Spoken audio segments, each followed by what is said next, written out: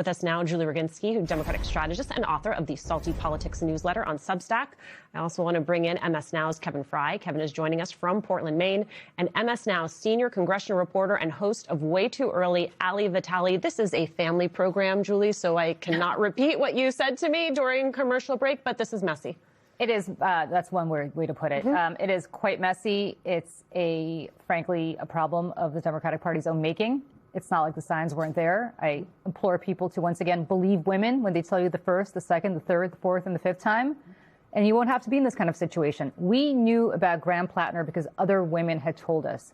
And yet there was excuse after excuse after excuse from the highest ranks of the party, from people like Bernie Sanders, from people like Elizabeth Warren and Ro Khanna and others, to say, well, you know what, there's nothing to see here. We're not going to pay attention. We're going to ignore it. Don't ignore women when they come and tell you what is happening, because then you're going to end up with less than a week to go, scrambling to replace somebody on the ballot who's already won his primary. Let's talk about that timeline, Ali Vitale. If Plattner drops out by Monday, the Maine Democratic Party will get to choose his replacement. Yeah. What are you hearing from National Dems about what needs to happen in the next 6 days?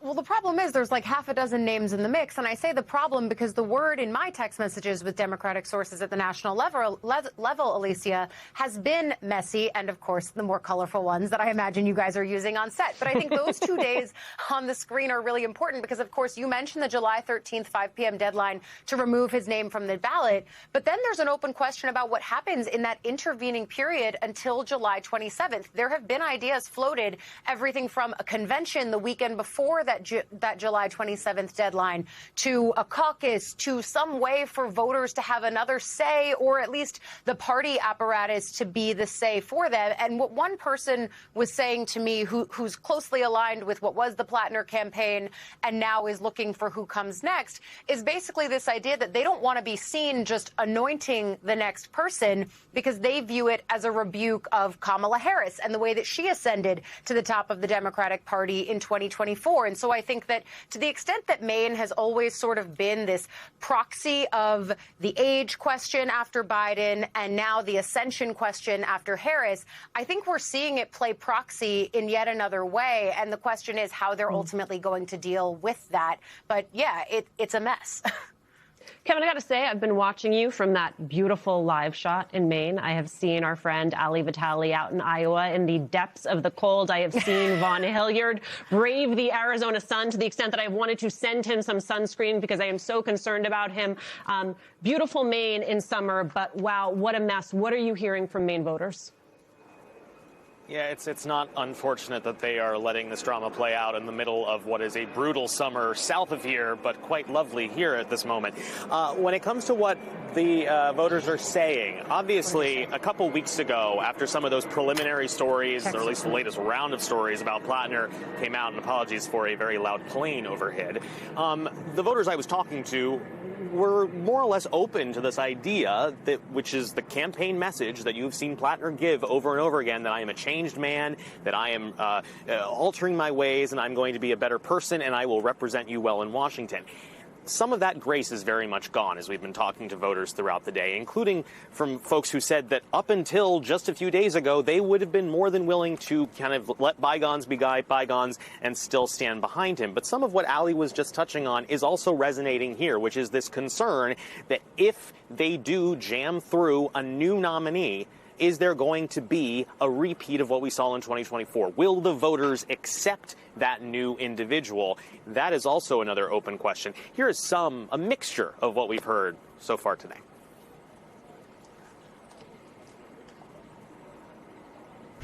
It's too bad because I thought he was going to do good. But I'm at the point where I'm starting to change my mind.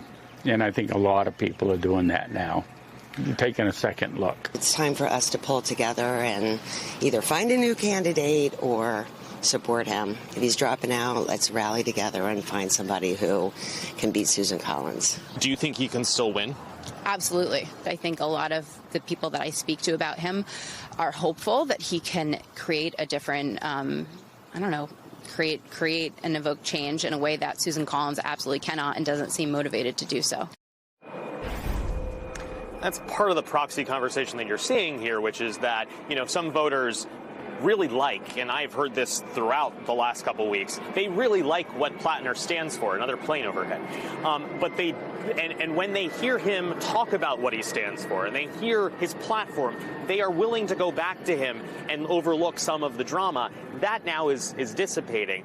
The one other kind of notable point here that plays into this whole question of what comes next if Plattner does decide to pull the lever and say, I'm stepping aside, Democrats can now pick someone new, is part of that process is this push you're seeing from some of the potential candidates that would be in the mix, particularly one who used to be a health official here in Maine, basically saying we need to have a debate, we need to be doing town halls. They want to make this public, which could make this another complicated process. Well, and Ali, as we've been on air, there's now a statement that's been sent out by Senator Bernie Sanders, reading in part, in light of these serious allegations, we have recommended that he, meaning Plattner, step aside, a growing chorus of voices.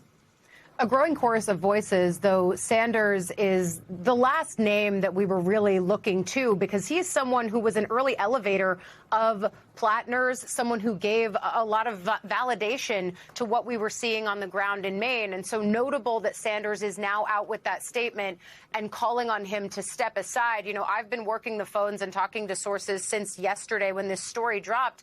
And ultimately, someone who'd been in touch with the Plattner orbit said to me just in the last hour or so, he's done and he knows that. And I think it's that level of clarity that is not yet translated into the full public view because he has not dropped out yet. But I think it's not so much in the conversations that I'm having a question of if, but more a question of when. And I think that's ultimately why we immediately go to the process of, OK, who might come next? What might they have to do to take him off the ballot, to avoid any confusion? Because ultimately, if you just forecast this ahead, even more past who comes next as the Democratic nominee, this is a seat that Democrats really felt like they had a chance at winning. And it's not off the map. But when you look at the ways that outside Senate Dem groups and the DSCC itself are saying, hey, we're not going to put any more money toward this, and you need money to win if there's not a new candidate, like that is really the whole ballgame there. And so the party needs to effectively start from zero, start reinvesting in a new candidate. Like the resource game is a real thing here. And so that puts them on their back foot in a place where I think they could have been at least on even footing, if not a front foot, against Susan Collins for November. Let's talk about what is at stake here, Julie, because on one hand, it is, as you said, this more cultural, socio-cultural conversation about the way in which who we do and do not trust, whose allegations are taken seriously. There's also the fact that Democrats want to control this Senate because they want to have a check on a president that believes that he should not have any limits. As I understand the math, Democrats believe they need Ossoff to win in Georgia in order just to hold 47. They then turn to Roy Cooper in North Carolina in order to get them to 48. A lot of Democrats would have told you that Maine was that 49 that got them one step closer to either having a tie or having the majority in the Senate. The math now gets much more complicated. It gets much more complicated. Are we really going to rely on Texas? Are we really going to rely on Sherrod Brown winning in Ohio again? Maybe, but that's a tough state. Are we going to rely on Alaska, which hasn't elected a Democrat in a very long time, to the Senate? So, look, this was the best shot, I think, after Roy Cooper, as you pointed out, for Democrats to have a pickup. I got my start in Maine, actually. It's the very first place I ever did a campaign back in 1996, the year that Susan Collins was elected. She is a formidable candidate. In the very same year that House seats were going Democrat, she held that seat for Republicans as a brand new candidate. So, and she's only gotten stronger since then. She is not to be underestimated. And she's doing the right thing. She's sitting back, watching this all play out, understanding that regardless of who Democrats pick, there's going to be a faction of the party that's not going to be happy, right? This was basically a proxy fight between the Bernie Sanders wing and the Chuck Schumer wing. And that can't happen anymore. Everybody's got to put their stuff aside, vet whoever's next. My God, they have to vet whoever comes next and get behind that person and stop with the purity tests. The purity tests have got to end if the goal here is to get the Senate back. Otherwise, say hello to Susan Collins for another 6 years. I mean, it does, Kevin Fry, when we talk about the list of possible replacements, it's part of the reason that so many of the names in the mix are folks who were trying to run for the Democratic nomination for governor in Maine are now clearly have their name in circulation in these conversations, in part because, to Julie's point, they have been as vetted as one can be without having ran the full race. Yeah. Yeah, I mean, Troy Jackson is one of the names that's getting batted around quite a lot. He is a former state legislator. He ran, of course, for governor, as you mentioned. He came, I think, in third as they were doing the computations. I could be wrong on that. There's also, as I mentioned, the former health official here named Nirav Shah. He's out trying to advocate for this sort of debate format to try to get the ball rolling there. There are other names that are being floated around as well. Time will tell. I mean, we've seen some moves, it seems, from the Plattner world that they believe that they have some leverage here to try to force a more progressive to be the nominee here. Does he deserve any leverage here? That's another discussion that's out of my purview. But that is part of that internal dynamic that's going on here in Maine. The other thing that I would add to the complication here is that part of this is not just the Bernie Sanders wing versus the Schumer wing. It is this kind of outsider, authentic individual versus kind of mainstream part of the establishment. And when you push for someone who is authentic, who talks and acts like normal people, then you present the risk of identifying someone that isn't fully vetted and has these complications, and now here we are.